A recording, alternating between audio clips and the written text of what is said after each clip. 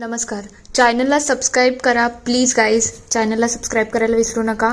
आणि आजच्या एपिसोडला जर मी शॉर्टमध्ये एक्सप्लेन करू तर स्वप्ना खूप भडकलेली असते अनिशवरती, कारण की त्यांचा प्लॅन पूर्णपणे फसलेला असतो. पण राधा त्याच्यामध्ये काहीतरी नवीन साधण्याचा प्रयत्न करते. मीनवाईल भैरवी जेव्हा घरी येते ते हे सगळे भैरवीकडून ॲड्रेस आणि या सगळ्या गोष्टी काढण्याचा प्रयत्न करतायत. आणि त्यानंतर मामांचं आणि मुलांचं वागणं बोलणं थोडंसं चेंज होताना दिसत आहे. बघूया डिटेलमध्ये आजच्या एपिसोडमध्ये काय काय घडतंय. नमस्कार. आजच्या भागात आपण बघणार आहोत इकडे स्वप्ना खूप चिडलेली असते. तेव्हा ती म्हणते, काय रे अनिश, तुझ्याकडून एवढी बेसिक सुद्धा गोष्ट झाली नाही का? तेव्हा तू म्हणतो, मी काय करू, मला कोणी काही आयडियाच लागू दिली नाही. तेव्हा ती म्हणते, असं कसं रे, तू त्याच घरामध्ये राहतो, तुझ्या वडिलांनी आणि बायकोने ती जागा शोधली, सगळं काय केलं, तरीही तुला काही समजलं नाही का? तेव्हा तो म्हणतो, माझ्या वडिलांची सवयच आहे, त्यांची एक चांगली सवय आहे की जोपर्यंत गोष्टी फायनल होत नाही ना तोपर्यंत ते कोणाला काहीच भनक लागू देत नाही. ही त्यांची पूर्वीपासूनची सवय आहे. तेव्हा ती म्हणते, पण आता काय करायचं? जर आपण एवढं प्लॅनिंग करून सुद्धा भैरवी आणि राजनचं बिझनेस झालं तर मग आपल्या हातातून तर सगळं निसटलं. आणि तेच तर मी तुला समजवते की त्या घरामध्ये तुझी काडीची किंमत राहणार नाही. याचाही तू विचार कर ना. तेवढ्यात ते लोक विचार करतात की आता तर आपल्या हातात काहीच राहिलं नाही. तेवढ्यात राधाकिशा तिथे येतात आणि म्हणतात, काहीच म्हणजे सगळं बर्बाद झालं समजा, कारण की एवढ्याला भैरवी तिथे जाऊन तिने मोदक सुद्धा बनवले असतील, मग आता तर आपल्या हातात काहीच राहिलं नाही. तेव्हा स्वप्ना म्हणते, बरोबर आहे तुमचं, आता आपल्या हातात काहीच राहिलं नाही, मोदक बनले म्हणजे सगळंच तर संपलं, आता आपण काहीच करू शकणार नाही. तेव्हा राधामामी म्हणतात, तुम्ही लोक याच्यामध्येच तर मात खात आहेत. खरं म्हटलं तर याच्यासाठी तुम्हाला अनुभवाची गरज आहे आणि तो अनुभव आहे माझ्याकडे, कारण की मी सगळ्यात हुशार आहे ना. तेव्हा ती म्हणते, काय चाललं आहे, स्वतःचं कौतुक करणं बंद करा, प्लॅन काय आहे ते सांगा. तेव्हा ती म्हणते, मोदक रेडी तर झाले आहेत, पण ते मोदक अजून त्या राजनकडे तर गेले नाही ना. जर ते मोदक मधल्यामध्येच गायब झाले तर काय करायचं? तेव्हा ती म्हणते, बरोबर आहे, हे प्लॅन तर मस्त आहे. तेव्हा अनिश म्हणतो, मामी काय जबरदस्त प्लॅन बनवला आहे, हा प्लॅन मला सुद्धा आवडला. तेव्हा ती म्हणते, हे सगळं आता मी हँडल करते आणि मी हे सगळं प्लॅनिंग करते की भैरवीचे मोदक गायब कसे करायचे.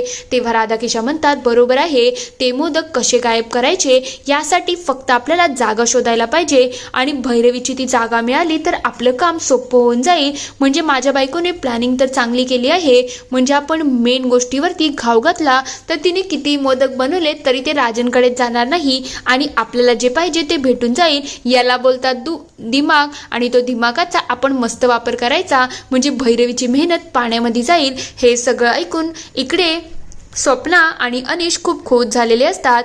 तर थोड्या वेळानंतर हे तिघं घरी येतात आणि विचार करायला लागतात, आता भैरवीवरून आपल्याला ॲड्रेस कसा काढायचा, कारण की जोपर्यंत ॲड्रेस मिळत नाही ना तोपर्यंत गोष्टी फायनल होणार नाही. तेव्हा अनिश म्हणतो, तुम्ही काही करू नका, मी आहे ना, मी भैरवीशी गोड बोलून सगळ्या गोष्टी काढण्याचा प्रयत्न करतो. तसंही भैरवी माझं ऐकून घेईल. तेवढ्या दाराची बेल वाजते, ते लगेच एक एक करून आपापल्या कामाला लागतात. किशोमामा इकडे सगळं डस्टिंग करायला लागतो, तर राधामामी तांदूळ निवडायला सुरुवात करतात. तेवढ्यात भैरवी दारावरती येते. ते बघता राधामामी म्हणायला लागतात, बघा बघा, सुनबाई आली, थकून भागून आली असेल. तेव्हा मामा म्हणतात, काय चाललंय तुझं, तिला चहा पाणी विचार ना. तेवढ्यात अनिश विचारतो, भैरवी कसं झालं सगळं नीट ना? तेव्हा ती म्हणते, हो सगळं मस्त झालं आहे, मोदक रेडी आहेत. तेव्हा तो म्हणतो, हे तर खरंच खूप मस्त आहे, पण भैरवी तुला कोणतीही मदत पाहिजे असेल तर मला सांग, म्हणजे डिलिव्हरी करायची असेल, ट्रकमध्ये काही लोड करायचं असेल किंवा अजून काही हवं असेल ते सगळं मी करू शकतो. तेव्हा राधाकिशा म्हणतात, बरोबर आहे, आम्हीही मदतीला येऊ शकतो. तेव्हा भैरवी म्हणते, ते उद्याचं उद्या बघू रे, पण आता मी थोडी थकलेली आहे, पण तू ते ॲड्रेस आणि बाकी सगळ्या गोष्टींचं. तेव्हा अनिश म्हणतो, अगं सांग ना, म्हणजे कुठं आहे, अचानक बाबांना ती जागा मिळाली आणि एवढं सगळं फटाफट झालं, हे सगळं थोडं अशक्यच वाटतंय ना, म्हणजे कसं काय बाबांनी हे सगळं जुळवलं? तेव्हा ती म्हणते, अहो तुम्हाला माहिती आहे का कसं आहे, बाबांच्या मित्राचीच ती जागा आहे, ते बघ ना, आदर्श कॉलनी आहे ना तिथेच आहे आणि त्याच्याच मध्ये ती सोसायटी सुद्धा आहे असं ना रोडच्या लागूनच आहे, म्हणजे उद्या जेव्हा ट्रक येईल ना तेव्हा काही प्रॉब्लेमच होणार नाही सगळ्या गोष्टी लोड करायला, म्हणून सगळं सोपं आहे. तेव्हा तो म्हणतो अच्छा त्यामुळे सगळं इझी झालं का? तेव्हा ती म्हणते हो, आता मी एक काम करते, थोडा वेळ आराम करते, त्यानंतर जेवणाचं बघते. तेव्हा अनुष म्हणतो काय गरज नाही, राधा मम्मी आणि किशा मामा आहेत आणि मी सुद्धा आहे, आम्ही तुझ्यासाठी एवढं तर करू शकतो ना, जा तू मस्त आराम कर. ते तिघं लगेच प्लॅनिंग सुरू करतात. म्हणजे आपल्याला त्या सोसायटीमध्ये जायचं आहे, आदर्श नगर आहे, तिथे जाऊन आपल्याला आपली संधी साधायची आहे. तेव्हा अनुष म्हणतो आता मिशन मोदक आपल्याला लवकरात लवकर सुरू करायला पाहिजे. ते त्यांच्या कामाला लागतात. तर दुसरीकडे निवेदिता ताईंना सतत डॉक्टर काय म्हणाले, म्हणजे त्यांनी मामांच्याबद्दल जे काही सांगितलं त्या सगळ्या गोष्टींचा त्यांना उलगडा होत असतो. किती सज्जन माणूस आहेत, त्यांनी त्यांच्या सुनेसाठी किती काय केलं हे सगळं आठवून आठवून त्यांना थोडं वाईट वाटत असतं. तेवढ्यात तिथे गार्गी येते आणि म्हणते काय झालं मावशी, तू अजून जेवली सुद्धा नाही. तेव्हा ती म्हणते अगं खरंच माझी इच्छा नाही आहे, आज खरंच मला खूप अस्वस्थ वाटत आहे. तेव्हा ती विचारते त्या आजोबांनी पुन्हा काहीतरी केलं का ज्यामुळे तुला त्रास होत आहे? तेव्हा ते म्हणतात नाही ग, त्या आजोबांनी काही केलं नाही. खरं म्हटलं तर त्या सज्जन माणसाबद्दल माझाच गैरसमज झाला आहे. मला असं वाटलं होतं ते माणूस वाईट आहेत, पण एवढ्या वर्षाच्या करिअरमध्ये मी अशा लुच्च्या लपंग्यांना इझिली पकडते आणि कसं त्यांच्याबद्दल माहिती सुद्धा काढून घेते, पण आता एवढ्या चांगल्या माणसाबद्दल मला खरंच चांगली इन्फॉर्मेशन आली नाही आणि माझ्याकडून खूप मोठा गैरसमज झाला आहे. तेव्हा ती म्हणते नेमकं झालं काय आहे ते तुम्हाला सांगते का? तेव्हा ती सगळी हकीकत सांगायला लागते की तो माणूस चांगला आहे, त्यांनी त्याच्या मुलाचं आणि सुनेच्या भविष्यासाठी खूप मेहनत केली आहे, पण तरी सुद्धा मी त्या माणसाचा सतत अपमान केला, त्याला हटवून बोलली आणि आज तर मी चक्क चोरीचा आरोप टाकला आहे. हे तर खरंच मी चुकीचं वागली ना? तेव्हा ते म्हणते एक काम कर मावशी, तू जाऊन त्यांना सॉरी बोल, कारण की आपण चूक केली तर सॉरी म्हटलं तर आपल्यालाही बरं वाटेल ना. तेव्हा ती म्हणते तुझं म्हणणं बरोबर आहे ग, पण मला वाटत नाही ते माझी सॉरी एक्सेप्ट करतील किंवा माझ्याशी बोलतील तरी. तेव्हा ती म्हणते ते जाऊ दे, तू एकदा प्रयत्न तर कर, प्रयत्न केल्याने सगळ्या गोष्टी सॉल्व्ह होऊ शकतात. मी आता पहिले जेवण गरम करून आणते. पण ताईंना थोडं टेन्शन आलेलंच असतं की सगळं कसं मॅनेज होईल.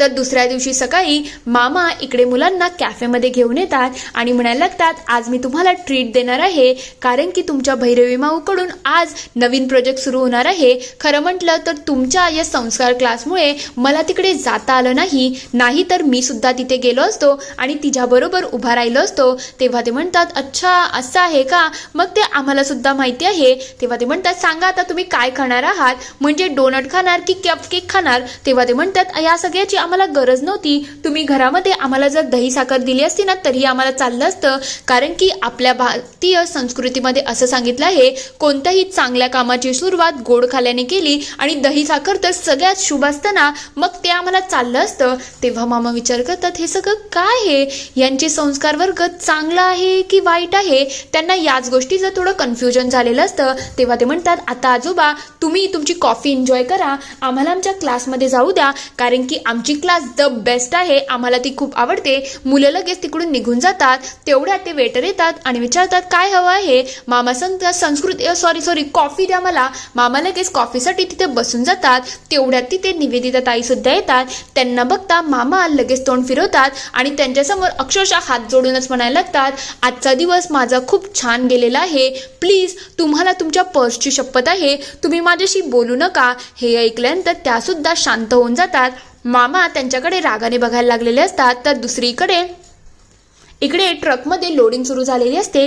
एक एक करून सगळे बॉक्स ती माणसं आतमध्ये ठेवून घेतात. तेव्हा भैरवी म्हणते आता तुम्हाला ॲड्रेस तर दिला आहे, त्या ॲड्रेसवरती व्यवस्थित सगळं पोचवा. तेव्हा ते म्हणतात हे आमचं दररोजचं काम आहे मॅडम, तुम्ही काळजी करू नका. तेव्हा भैरवी म्हणते ठीक आहे काही हरकत नाही. तेवढ्यात निलिमाते सांगतात भैरवी एक काम कर ना, तू राजनला कॉल कर आणि सांग की आपण हे सगळं पाठवत आहोत. ती लगेच राजनला कॉल करते आणि म्हणायला लागते राजन आम्ही सगळी ऑर्डर पाठवायला घेतली आहे, तू सांग आता बाकी काय. तेव्हा तो म्हणतो ठीक आहे तुम्ही ऑर्डर तर पाठवा, हे तर चांगलंच आहे आणि तू सुद्धा त्याच्या बरोबर ये. तेव्हा ती म्हणते ठीक आहे काही हरकत नाही, मी सुद्धा बरोबर येते.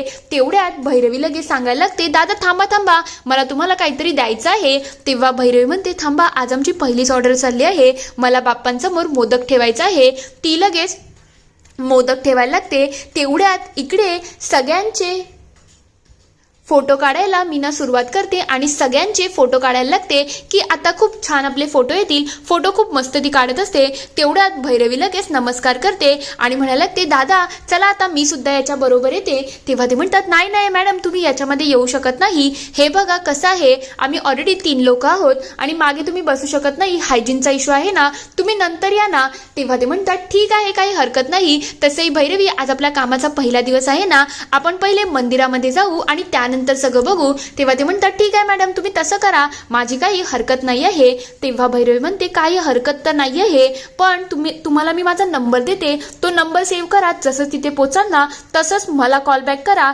तेव्हा ते म्हणायला लागतात, ठीक आहे काही हरकत नाही. तो टेम्पो लगेच तिथून निघून जातो आणि भैरवीची काळजी अजूनच वाढायला लागलेली असते. हे सगळे त्यांच्या कामाला निघून जातात. तर दुसरीकडे मामांसाठी आणि निवेदिताताईंसाठी कॉफी आलेली असते. तेवढ्यात त्या विचार करतात, आता यांना मी सॉरी कसं बोलू, म्हणजे यांनी बोलायला तर नकार दिला आहे. तेवढ्यात तिथे एक कपल असतं, त्या दोघांचं थोडं भांडणं सुरू असतात. तेवढ्यात निवेदिताताई एक स्केच पेन घेतात आणि सॉरीचा नोट लिहून तो नोट मामांच्या जागेवरती त्या मुलाच्या अंगावरती फेकतात. ते ती मुलगी अजूनच चिडते आणि तिथून निघून जाते.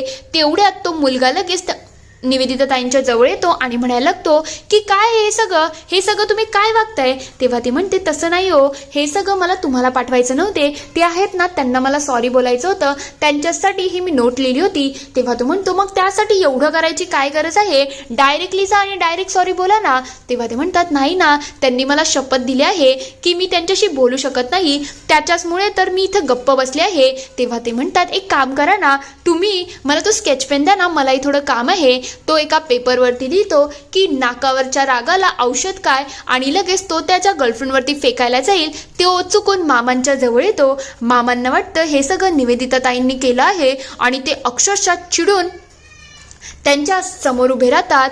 तेव्हा त्या म्हणायला लागतात, काय झालं, तुम्ही माझ्याजवळ असे का आले आहेत. तेव्हा मामा म्हणतात, माझ्या नाकावरती राग येऊ की 50 लाखाचं लोन येऊ, तुमचा काय त्याच्याशी संबंध आहे, तुम्ही हे सगळं काय करताय, हे सगळं बालिशपणा आहे. तेव्हा ते म्हणतात, हे सगळं मी लिहिलेलं नाही आहे. तेव्हा ते म्हणतात, तुमचं चाललं तरी काय आहे, मला तुमचं वागणं बिलकुल समजत नाही आहे. जर तुम्ही माझी अशी छेड काढली ना तर माझ्यापेक्षा डेंजर माणूस कोणीच नसणार आहे.